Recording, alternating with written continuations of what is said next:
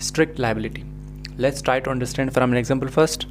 So, imagine कीजिए there is a person जोनी अपने लिए एक टाइगर मंगवाते हैं और फिर बाद में उस टाइगर को एक बहुत ही ज़्यादा स्ट्रॉन्ग चेन के साथ अपने घर में बांध देते हैं ताकि वो टाइगर किसी को इंजर्ड ना कर सके या फिर वहाँ से भाग ना सके. बट इसके ठीक 10 साल बाद एक दिन अचानक कुछ अनबिलीवेबल सा होता है. जोनी का टाइगर चेन तोड़कर भागते भागते जंप मार के घर की दीवार क्रॉस कर लेता है और फिर बाहर खड़े जोनी के नेबर जोडी को इंजर्ड कर देता है. अब इस पॉइंट पे जोडी सीधा मुद्दे की बात करता है, कहता है अपन को चाहिए कंपनसेशन. टाइगर से तो वो ले ही नहीं सकता, इसीलिए सीधा पकड़ता है जोनी को. Now you guys tell me, यहाँ पे आपको जोनी की कोई गलती, कोई नेग्लिजेंस, कोई रेकलेसनेस नज़र आ रही है? नो डाउट यहाँ पे जोनी की कोई नेग्लिजेंस, कोई गलती नहीं है. बट इसके बावजूद जोनी को रिस्पॉन्सिबल ठहराया जाएगा क्योंकि स्ट्रिक्ट लाइबिलिटी का प्रिंसिपल कहता है अगर आपकी गलती हो चाहे ना हो, बट अगर आपकी किसी चीज़ से किसी इंसान को नुकसान पहुंचा तो you are responsible. Hello fellows, I hope all of you are fit and fine. I'm Heather Maksi and as you know today we're discussing strict liability in law of torts. We're going to discuss that thing in relative detail.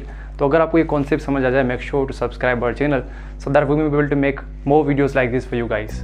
Let's move to video. So guys, these are a few things जिनको हम इस video में discuss करने वाले हैं. So I would recommend pause the video and give them a read.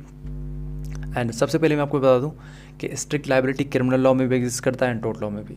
लेकिन इस video में हम अपने आप को सिर्फ टोर्ट लॉ की हद तक रिस्ट्रिक्टेड रखेंगे क्योंकि strict liability in criminal law पे हम अलग से एक सेपरेट वीडियो बना चुके हैं. अगर आप वो देखना चाहें तो आपको यहाँ पे डिस्क्रिप्शन में लिंक मिल जाएगी. Now coming back to the definition. So जब कभी भी आपसे पूछा जाए कि स्ट्रिक्ट लाइबिलिटी क्या है, जो सिंपली गोना से कि स्ट्रिक्ट लाइबिलिटी एक ऐसा कॉन्सेप्ट है जिसके ज़रिए से प्लेंटिफ को कंपनसेशन दी जाती है इस तरह के सर्कमस्टेंसेज में जहाँ पे प्लेंटिफ को नुकसान पहुँचता है डिफेंडेंट के किसी एनिमल की वजह से, डिफेंडेंट के बनाए हुए किसी प्रोडक्ट की वजह से या फिर डिफेंडेंट के किसी डेंजरस एक्टिविटी की वजह से, और ऐसे सर्कमस्टेंसेज में जहाँ पे डिफेंडेंट की कोई गलती भी नहीं होती. So guys can you recall last example जहाँ पे जोनी को उसके एनिमल की वजह से रिस्पॉन्सिबल ठहराया जाता है और जबकि जोनी की कोई अपनी नेग्लिजेंस भी नहीं होती. वो तो मेक श्योर करता है कि शेर कहीं भाग ना जाए, उसकी वजह से उसको मजबूत चेन से बांधता है और घर में रखता है, कहीं बाहर भी नहीं लेके जाता, कोई रेकलेसनेस शो नहीं करता, लेकिन फिर भी उसे रिस्पॉन्सिबल ठहराया जाता है उसके एनिमल की वजह से. इसके अलावा यहाँ पे एक और भी बहुत ज़्यादा इंपॉर्टेंट चीज़ है. आपको पता होगा कि नॉर्मल नेग्लिजेंस के केसेस में प्लेंटिफ को जाके प्रूव करना होता है कि डिफेंडेंट नेग्लिजेंट है, तभी जाकर उसको कंपनसेशन का अमाउंट मिल पाता है. स्ट्रिक्ट लाइबिलिटी के केसेस में प्लेंटिफ को ये साबित नहीं करना होता. स्ट्रिक्ट लाइबिलिटी में प्लेंटिफ को बस सिर्फ इतना शो करना होता है कि डिफेंडेंट के एनिमल, डिफेक्टेड प्रोडक्ट या फिर डेंजरस एक्टिविटी की वजह से उसे नुकसान पहुंचा है. उसे ये साबित नहीं करना होता कि डिफेंडेंट नेग्लिजेंट है या नहीं है. अब यहाँ तक तो आपने सिंपल अल्फाजों में समझ लिया, लेकिन आपको ये और भी ज़्यादा अच्छे से समझ आएगा जब हम इस वर्ड एनिमल को डिटेल में पढ़ेंगे, डिफेक्टिव प्रोडक्ट को देखेंगे, किस किस तरह के प्रोडक्ट होते हैं, एबनॉर्मल डेंजरस एक्टिविटी किस चीज़ को कहते हैं और इसके एग्जांपल किस तरह के हो सकते हैं. ये सारी चीज़ें जब हम देखेंगे फिर आपको स्ट्रिक्ट लाइबिलिटी 100% क्लियरली समझ आ जाएगा. अब बात करते हैं स्ट्रिक्ट लाइबिलिटी के एलिमेंट्स की. तो इसके 2 एलिमेंट्स हैं. मतलब ये कि प्लेंटिफ को केस जीतने के लिए सिर्फ ये 2 चीज़ें साबित करनी होगी. नंबर 1 कि प्लेंटिफ को इंजरी पहुँची. सेकंड कि वो इंजरी डिफेंडेंट की किसी एनिमल की वजह से या डिफेंडेंट की किसी डिफेक्टिव प्रोडक्ट या फिर डिफेंडेंट के डेंजरस एक्टिविटी की वजह से पहुंची है. Jumping to the types of strict liability. तो असल में यही वो 3 कॉन्सेप्ट हैं जिनको हम अभी एक एक करके इंडिविजुअली डिस्कस करेंगे. आपके जितने भी डाउट्स हैं सारे क्लियर हो जाएंगे. So moving to number 1 animals. यहाँ पे हमें 3 तरह के एनिमल्स देखने को मिलते हैं एंड अगर इन तीनों में से किसी भी एनिमल ने प्लेंटिफ को नुकसान पहुंचा तो defendant is responsible. Number 1 life stock. इसमें वो सारे एनिमल्स आ जाते हैं जो कि हमारे लिए बहुत ज़्यादा यूज़फुल होते हैं, उनको बहुत यूज़ करते हैं अपनी लाइफ में. इसके एग्जांपल से कुछ horses, cows, buffaloes, goats, sheep etc वगैरह वगैरह. सेकंड कैटेगरी है डेंजरस एनिमल्स. यहाँ पे जो एनिमल्स आते हैं नो डाउट उनको लाइफ स्टॉक्स की तरह अपने घर में पाला जा सकता है, डोमेस्टिकेट किया जा सकता है.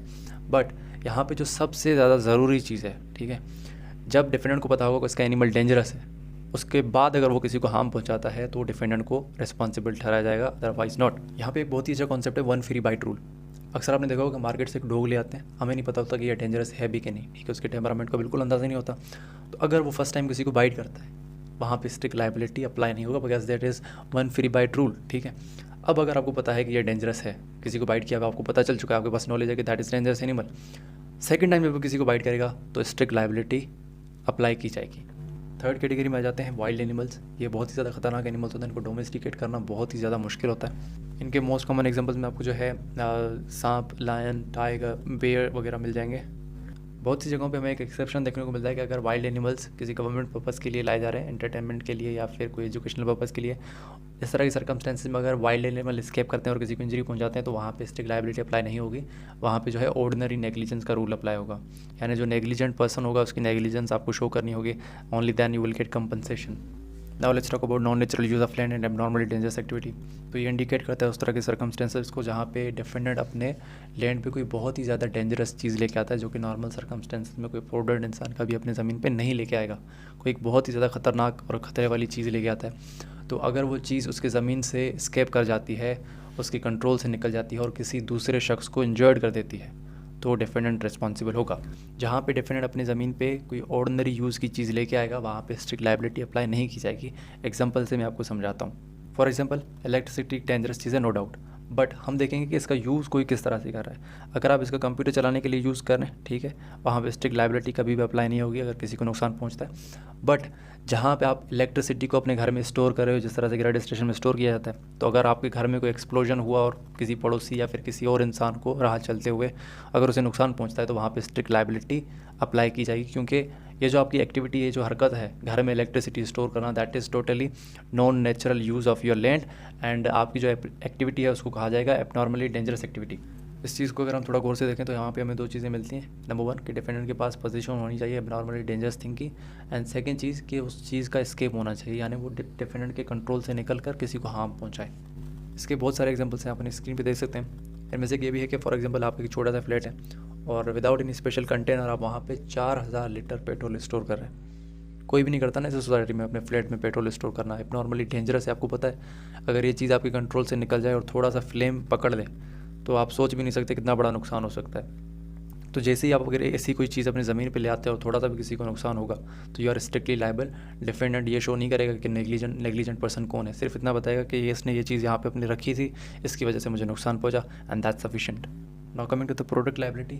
اگر آپ کو ایک مینوفیکچر ہے، کوئی سیلر ہے، آپ نے کسی کو کوئی پروڈکٹ بیچا، اس پروڈکٹ میں اگر کوئی ڈیفیکٹ ہے اور اس ڈیفیکٹ کی وجہ سے اگر کسی کو نقصان پہنچا تو وہاں پہ آپ کو اسٹرکٹلی لائبل ٹھہرایا جائے گا، چاہے آپ کی اس میں نیگلیجنس ہو یا نہ ہو. یہاں پہ جو پلینٹف ہے اس کو 5 چیز ثابت کرنی ہوگی کیس جیتنے کے لیے. نمبر 1 کہ جو پروڈکٹ پلینٹف نے خریدا اس میں ایک ڈیفیکٹ تھا. سیکنڈ، ڈیفیکٹ کی وجہ سے جو پروڈکٹ ہے وہ بہت زیادہ ڈینجرس بن چکا تھا. نمبر 3 ڈیفیکٹ کی وجہ سے پلینٹف کو انجری یا پھر جو ہے لاس کا سامنا کرنا پڑا. نمبر 4 جو ہے پلینٹف نے پروڈکٹ کو بالکل صحیح طریقے سے یوز کیا اور بالکل اسی طرح سے یوز کیا جس طرح سے کوئی ایک عام انسان یوز کر سکتا ہے.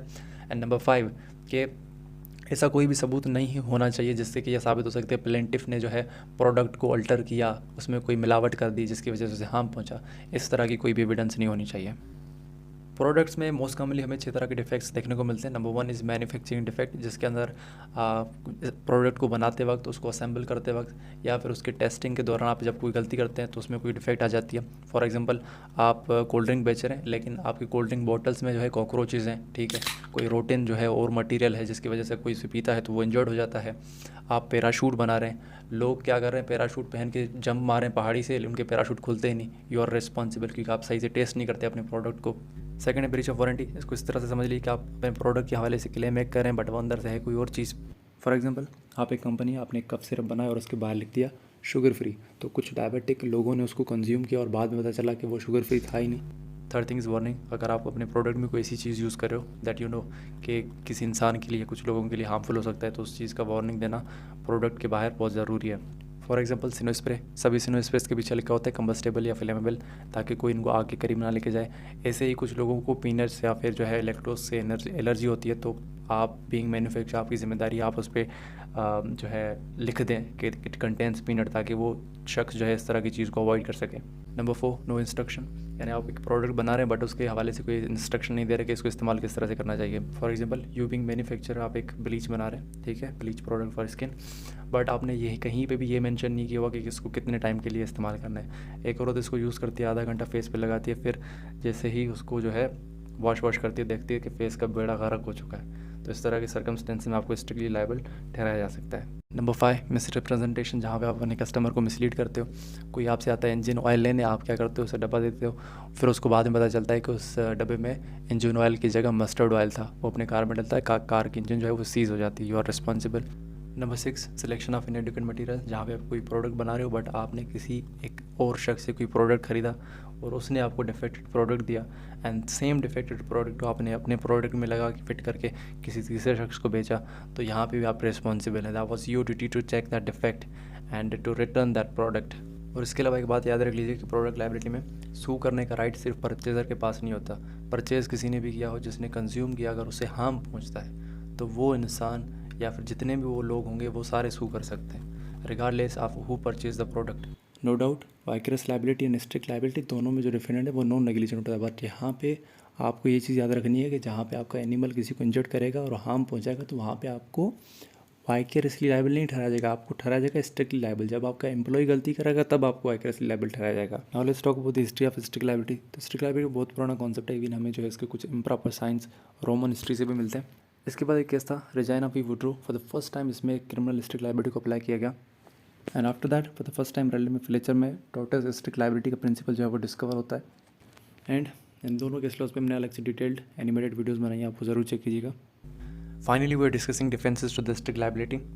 सो ये कुछ डिफेंसेस हैं जिनका इस्तेमाल करते हुए डिफेंडेंट अपने आप को बचा सकता है कंपनसेशन देने से। Number 1 is assumption of risk, जहाँ पे डिफेंडेंट शो कर दे के प्लेंटिफ को मेरे क्रिएट किए गए रिस्क के बारे में पता था, उसके बावजूद भी उसने इन्वॉल्वमेंट की।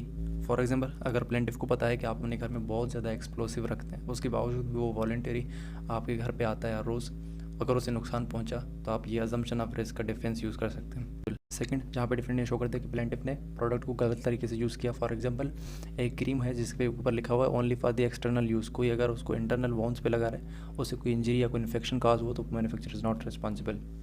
नंबर 4, जहाँ पे डिफरेंट शो कर दे कि उसने डेंजरस चीज़ का नेचुरल यूज़ किया है, कॉमन यूज़ किया, तो वहाँ पे स्ट्रिक्ट लायबिलिटी एप्लीकेबल नहीं होगा। For example electricity is dangerous thing, आपने घर पे लेके आया इलेक्ट्रिसिटी इलेक्ट्रिक अप्लायंसेस को जो है पावर देने के लिए, अगर यहाँ पे कोई गलती हो जाती है, इलेक्ट्रिसिटी से किसी को नुकसान पहुंचा तो ऑर्डिनरी नेग्लिजेंस अप्लाई होगा, स्ट्रिक्ट लायबिलिटी अप्लाई नहीं की जाएगी।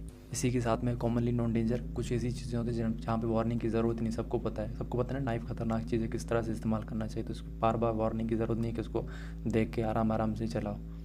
नंबर 4, जहाँ पे डिफेंडेंट शो करते हैं कि प्लेंटिफ को जो इंजरीज पहुंची हैं वो एक्ट ऑफ कोर्ट की वजह से पहुंची हैं और उन्होंने हर तरह के रीज़नेबल एंड प्रूडेंट इंसान की तरह स्टेप्स लिए थे जिससे कि होने वाले एक्सीडेंट को प्रिवेंट किया जा सकता था। नंबर 5, एक्ट ऑफ स्ट्रेंजर, यहाँ पे डिफेंडेंट रिस्पॉन्सिबल नहीं होगा अगर वो शो कर दे कि जो प्लेंटिफ को इंजरी आई वो उसकी वजह से नहीं बल्कि एक्ट ऑफ स्ट्रेंजर की वजह से आई है, किसी स्ट्रेंजर ने आके उसकी ज़मीन पे जो डेंजरस चीज़ थी उसको एस्केप करवाया। नंबर 6, कॉमन बेनिफिट, जहाँ पे डेंजरस चीज़ से प्लेंटिफ को भी फ़ायदा हो रहा था और डिफेंडेंट को भी, लेकिन बाद में प्लेंटिफ को उससे नुकसान पहुँचता है, तो वहाँ पर इस तरह के केसेस में प्लेंटिफ को कोई रेमेडी नहीं मिलेगी and it is a defence. Number 7 is consent of plaintiff, अगर डिफेंडेंट ये शो कर दे कि मैंने प्लेंटिफ से पूछा था कि मैं अपने घर पे ये चीज़ लेके आना चाहता हूँ कि आप मुझे कंसेंट दे रहे हैं, अगर तो ये साबित कर लेता है डिफेंडेंट, तो प्लेंटिफ को बाद में अगर कोई इंजरी भी आई उस हार्मफुल चीज़ से तो प्लेंटिफ के लिए कोई रेमेडी नहीं है। अगर आप स्ट्रिक्ट लायबिलिटी के ऑब्जेक्टिव्स को समझना चाहते हैं तो ये स्लाइड पढ़ लीजिएगा एंड आप देखना चाहते हैं कि इसको क्रिटिसाइज़ किस तरह किया जाता है सोसाइटी में, तो ये स्लाइड भी आप पढ़ सकते हैं। इनमें आपके लिए यहाँ पे कुछ relevant and leading case laws हैं, आप वीडियो को पॉज करके इनको पढ़ सकते हैं। बाकी इनमें से जो इंपॉर्टेंट है हम उन पे जो है अलग से वीडियोस बनाएंगे, आप डिस्क्रिप्शन चेक कर लीजिएगा। Thank you so much guys, I hope I am successful in assisting a little bit. If you think so, make sure to like this video and subscribe our channel. Thank you so much, have a nice day.